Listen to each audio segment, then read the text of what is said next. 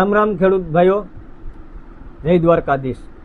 હું છું આપનો મિત્ર Ashok Solanki, BRS agri, Harikrupa agro centre Keshod. તો આજે આપણે વાત કરવાની છે મગફળીના એવા સુપા 3 દુશ્મન જે આપણે દેખાતા નથી, જમીનની અંદર રહી અને મગફળીની અંદર ઘણું બધું નુકસાન કરે છે। તો એની વાત કરીએ તો પહેલા નંબર ઉપર મુંડા। એને તો બધા લગભગ ઓળખે જ છે। સફેદ ધ્યાણ, દોડ, અલગ અલગ વિસ્તારમાં અલગ અલગ નામ કહે છે। વ્હાઇટ ગ્રેપ મુંડા છે એ મગફળીની અંદર મોટું નુકસાન કરે છે અને મુંડાને દર વર્ષે જે ખેડૂતોને આવતા હોય એને પહેલેથી ટ્રીટમેન્ટ કરવી જરૂરી છે। હવે મુંડા વિશે આપણે આગળ વાત કરશું। હવે બીજો નંબર છે વાયરવોમ। વાયરવોમ છે એ મગફળીના ડોડવા થાય પછી ડોડવાની અંદર હોલ પાડે અને નુકસાન કરે છે। એનાથી પણ આપણે ઉત્પાદનની અંદર માઠી અસર પડે છે। અને હવે જોવા જઈએ તો 2-3 વર્ષથી નેમોટેડનું પણ પ્રમાણ જોવા મળે છે આપણા વિસ્તારમાં। તો નેમોટેડ પણ એક ઉત્પાદનની અંદર મોટો ભાગ ભજવે છે, એ ઉત્પાદનમાં ઘણો બધી કાપ આપે છે। તો હવે વાત કરશું આપણે મુંડા વિશે વિગતવાર। તો મગફળીની અંદર અત્યારે ઘણા ખેડૂતોને ફરિયાદ આવવા માંડી ગઈ છે કે હવે અમારે મગફળીની અંદર મુંડા દેખાય છે, કારણ કે અત્યારે 30-35 દિવસ ને 40 દિવસની મગફળી થઈ છે અને જે ખેડૂત ભાઈ દવાના પોટ માર્યા હતા કેમિકલના, બરાબર, એને હવે એનો ટાઈમ પૂરો થઈ ગયો, સમય મર્યાદા, કારણ કે 40-45 દિવસ સુધી એનું રિઝલ્ટ રહી છે। ત્યાં સુધી મગફળીની અંદર મુંડાનું નુકસાન જોવા નથી મળતું, પછી મગફળીની અંદર મુંડાનું નુકસાન જોવા મળે છે। તો મગફળીની અંદર મુંડાના નુકસાન જે રેતાળ જમીન છે, ગોરાળું જમીન છે, એની અંદર તો આ ઉપદ્રવ વધારે જોવા મળતો હોય છે અને બાકીના જે દેશી ખાતર, છાણિયા ખાતર વધારે વાપરતા હોય ત્યાં પણ જોવા મળે છે, બરાબર। હવે વાયરવોમની વાત કરીએ બીજા નંબરમાં। તો વાયરવોમ છે એ મગફળીના ડોડવામાં જઈ અને હોલ પાડે છે અને હોલ પાડે એ ડોડવાને સડો બેસી જાય છે અને ડોડવો ફેલ થઈ જાય છે, એટલે ઉત્પાદનની અંદર અસર પડવાની છે। ને હવે વાત કરશું આપણે ત્રીજા નંબર ઉપર, તો નેમોટાઇડ। તો નેમોટાઇડ છે એ એક મગફળીના કે કોઈ પણ અન્ય પાકના મૂળમાં જઈ અને એ મળ છોડે ત્યાં ગાંઠ બની જાય છે ને ગાંઠ બને ત્યાંથી છોડ ખોરાક લેવાનું બંધ કરી દે છે, એટલે છોડ ઠીંગળો અને વૃદ્ધિ અને વિકાસ એનો અટકી જાય છે અને છોડ પીળો, મગફળીનો છોડ જોઈએ તો પીળો પડે, લંઘાતો હોય એવા છોડની અંદર તમે છોડ ઉપાડશો એટલે મગફળીની અંદર છોડની અંદર ગાંઠો જોવા મળશે।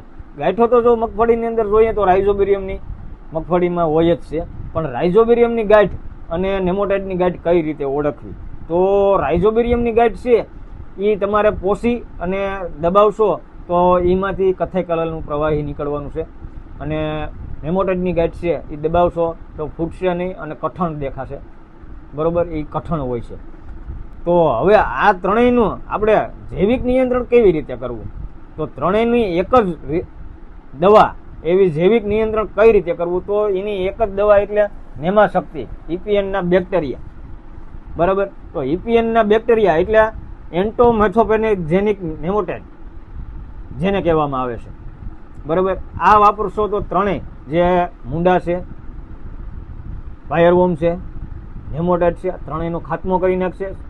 એના શરીરમાં અંદર જઈ અને છિદ્રમાં જઈ અને એનો ખાત્મો કરે છે અને ખૂબ સારા પરિણામ પણ મળે છે આને।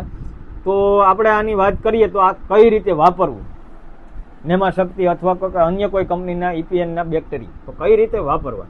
તો 1 એકરની અંદર 1 કિલો વાપરવાના રહેશે। તો 1 એકરની અંદર 1 કિલો આપણે તો પહેલાં તો આપણે 1 ડોલની અંદર પાણી લઈને સંપૂર્ણ રીતે આને ઓગાળી નાખવાના છે। ઓગાળ્યા પછી પંપની અંદર નાખી પંપ સંપૂર્ણ રીતે સાફ કરવો, કેમિકલવાળો પંપ રહેવા નહીં દેવાનો, પંપને સાફ કરી અને આનો ઉપયોગ કરવાનો છે ને પંપની અંદરથી આગળથી નોઝલ નળીમાંથી છોડાવી નાખવાની છે અને ડ્રેન્ચિંગ કરવાનું છે, બરાબર। ડ્રેન્ચિંગ કરશો અને ભેજ હોવો જરૂરી છે, ભેજ નહીં હોય તો પરિણામ ઓછું મળશે। તો ભેજ ન હોય એ લોકોને, ખેડૂતોને પિયત આપવું, ફુવારાથી આપવું, ફુવારા પદ્ધતિથી આપો તો પણ સારું છે, રેડ પિયત આપો તો પણ સારું છે, ભેજ ઓછો હોય, વધારે ભેજ ઓછો હોય તો રેડ પિયત પણ આપી શકો છો, તો સારા પરિણામ આપે। ને આ વાપર્યા પછી, બેક્ટેરિયા વાપર્યા પછી તમારે 5 દિવસ સુધી કોઈ કેમિકલનો છંટકાવ કરવાનો નથી, કેમિકલ કોઈ વાપરવાનું નથી અને વાપર્યા પહેલાં પણ 5 દિવસ સુધી કેમિકલનો વપરાશ કરેલો હોવો ન જોઈએ, બરાબર. હવે જો વાત કરીએ તો આ તો આપણે વાત કરી છે, તો આમાં તો પરિણામ મળે જ છે. તો કોઈ કેમિકલની અંદર આપણે સારા પરિણામ લેવા હોય તો એમાં કઈ દવા, બરાબર. તો કેમિકલની અંદર તો અત્યારે જો મોટાભાગના બધા અલગ અલગ દવાઓ વપરાવે છે, જેમ કે ક્લોરોપાયરીફોસ વપરાવે છે કોઈ, તો કોઈ લેમ્બડા સાયલોથ્રીન વપરાવે છે, કોઈ થાયો લેમ્બડા વપરાવે છે, થાયોમેથોક્સામ પ્લસ લેમ્બડા સાયલોથ્રીનનું કોમ્બિનેશન આવે એ પણ વપરાવે છે, કોઈ એમિડા વપરાવે છે. આવી રીતે બધા ખેડૂતોને અલગ અલગ વસ્તુ વપરાવે છે અને અલગ અલગ વસ્તુમાં અલગ અલગ વસ્તુ વપરાવે છે. મૂંડાની અંદર અલગ વપરાવે, વાયરવોમમાં અલગ વપરાવે, નેમોટાઇડમાં અલગ વપરાવે. તો આ રીતે અલગ અલગ વપરાવી અને ખેડૂતોના ખર્ચમાં બહુ જ વધારો કરે છે. તો આ રીતે ખેડૂતોને ખર્ચ કરવાની જરૂર નથી.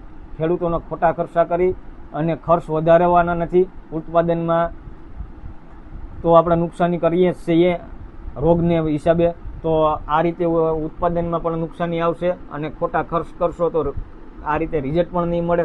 તો ત્રણેય વસ્તુનો એક જ દવા, એવી કઈ દવા? તો એવી દવા આપણે જેયુ કંપનીએ બનાવી છે. નિજાંશુ કરીને પ્રોડક્ટ આવે છે. એના ટેકનિકલની જો હું વાત કરું ને તો થાયોમેથોક્સામ 1.5% અને ફિપ્રોનિલ 1.5%, 25% ને ક્લોરાન્ટિનિલિપ્રોલ 0.6%. આ ત્રણેયનું કોમ્બિનેશન આવે છે. આ તમે 1 એકરની અંદર એ વાપરશો તો તમને સારું પરિણામ આપશે. તો એને કઈ રીતે વાપરવું? જો એનો ડોઝ છે ઓછો 4 કિલોનો, 4 કિલો એકરે 16 ગુઠાઈ. તો એને તમારે રેતી અથવા ધૂળ સાથે મિક્સ કરી કે કોઈ ખાતર સાથે મિક્સ કરી અને ભેળવી અને છાંટી દેવાનું છે. એમાં પણ ભેજનું પ્રમાણ હોવું જરૂરી છે. જો ભેજ નહીં હોય તો તમને રિઝલ્ટ નહીં મળે. તો ભેજ માટે જો ન હોય તો તમારે ફુવારા પદ્ધતિથી પિયત આપો અથવા તો રેડ પિયત આપો તો સારા પરિણામ મળશે. અને સસ્તું વાપરવાનો આગ્રહ ખેડૂતો કોઈ ન રાખે. સારું વાપરવું અને સારી વસ્તુ લેવી, સારી વસ્તુ લેવાનો આગ્રહ રાખવો. કારણ કે સસ્તું સરવાળે મોંઘું પડવાનું છે અને સારા પરિણામ પણ નથી મળવાના. તો ખર્ચમાં વધારો થવાનો છે અને રિઝલ્ટ નહીં આવે એટલે ઉત્પાદનમાં પણ કાપ આવવાનું છે. એટલે મારા ખેડૂત ભાઈઓને એટલી જ સલાહ છે કે સારી વસ્તુ વાપરવી, મોંઘા સામું જોવું નહીં, સામે વળતર મળવાનું છે તમને. અને બીજા નંબરમાં કે જે ભાઈઓના વાયરવોમ કે મૂંડો કે નેમોટાઇડ આવતા નથી એને આ કોઈ વસ્તુ વાપરવાની જરૂર જ નથી. જે લોકોને આવે છે એને જ આ ભલામણ છે.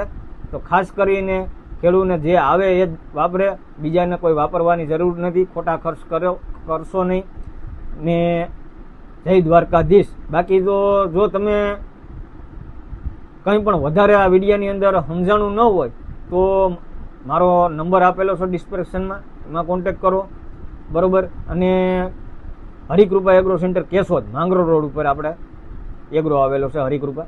ત્યાં આવી અને તમે મુલાકાત કરો, ત્યાં પણ તમને માર્ગદર્શન આપવામાં આવશે, બરાબર. દિવસે તો આપણે ટાઈમ રહેતો નથી, ગ્રાહકીમાં હોય છે, ગ્રાહકો હોય છે એટલે વિડીયો બનાવવાનો ટાઈમ મળતો નથી. એટલે આપણે અત્યારે રાત્રે સમજો ને કે અત્યારે 12 વાગવા આવ્યા છે તો 12 વાગે આપણે અત્યારે વિડીયો બનાવ્યો છે, બરાબર. અને ખેડૂતોને સાચી માહિતી મળે એ માટે આપણો થોડોક આગ્રહ છે, બરાબર. ન સમજાય તો ફોન કરી લેવો, બરાબર. બાકી રૂબરૂ મુલાકાત કરવી. બોલો જય દ્વારકાધીશ.